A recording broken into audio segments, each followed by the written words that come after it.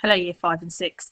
Make sure that you have got your questions ready to answer about Chapter 26, An Unexpected Visitor.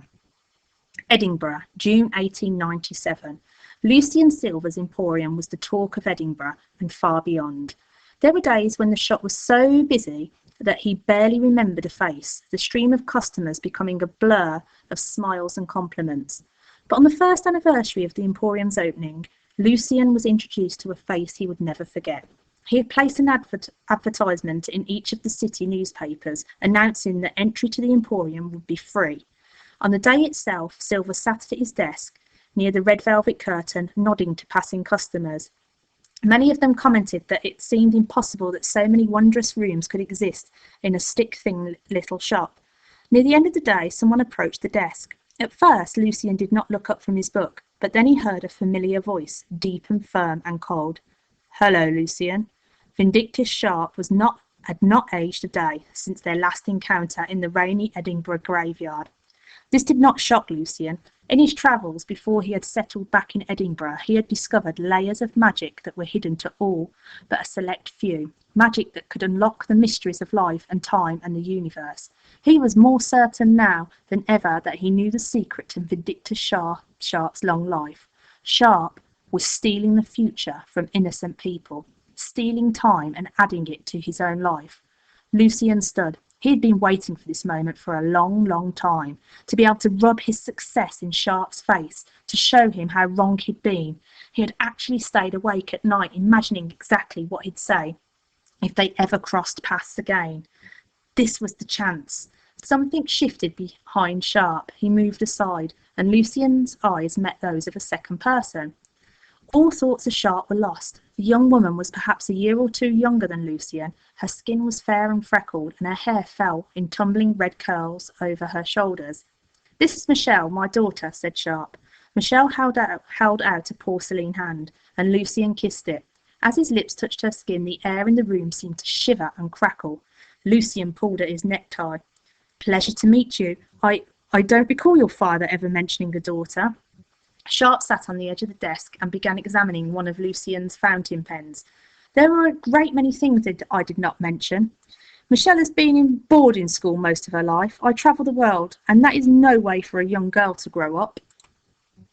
Lucian nodded. He felt his gaze drawn back to Michelle. "Well, what can I do for you?" he asked. "What brings you to Edinburgh?" "Business," said Sharp. "I am booked to perform in Edinburgh for 1 month.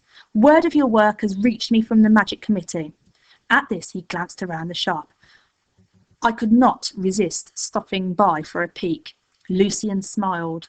"Then a peek you shall have, Miss Sharp. Would you care for a tour of my emporium?" Michelle Sharp's blue eyes met Lucian Silver's thunder grey ones. She smiled a shy smile.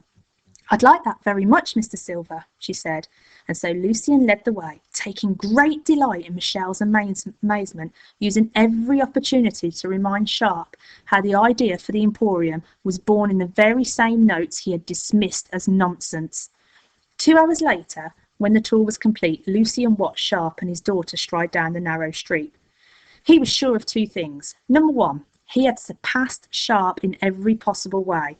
More importantly, Sharp was aware of this fact, and it would eat away at his insides like an infestation of maggots. This thought made Lucian very happy. Number 2, Michelle Sharp was nothing like her father. She was enchanting and warm, and Lucian knew that he must, no matter what it took, see her again. His wish was granted the next day. Michelle returned to the Emporium, and this time she was not with her father. "I had to see it all again," she confessed. "It is remarkable and impossible. I couldn't stop thinking of you or your Emporium when I left."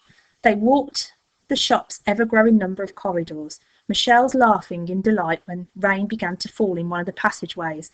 Lucian produced a black umbrella, seemingly from nowhere, and held it over her head. The day passed in a haze of shy laughter.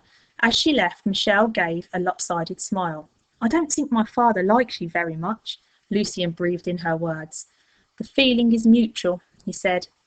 "You're not scared of him the way anyone else is, are you?" Michelle said. "No, being frightened of him is only giving him what he wants. Michelle beamed at him. Then she did something he had not been expecting. She leaned in, pressing her lips gently against his mouth. When the kiss was over, Lucian stumbled back a step, ran flustered hands through his tangled hair. What was that for? But she only smiled and turned away through the door to the cool Edinburgh sunshine. Lucian watched her, his face pressed against the glass of the shop window, until she turned the corner and was gone. Lucian and Michelle spent every day of the following months together, hidden away from the world. Each night he would create a new wonder to bewitch her. The sound of her laughter was intoxicating, and the touch of her lips a drug to which he soon became addicted. Beat by beat, Michelle Sharp was stealing Lucian's Silver's heart. If only he had known what was next on her list.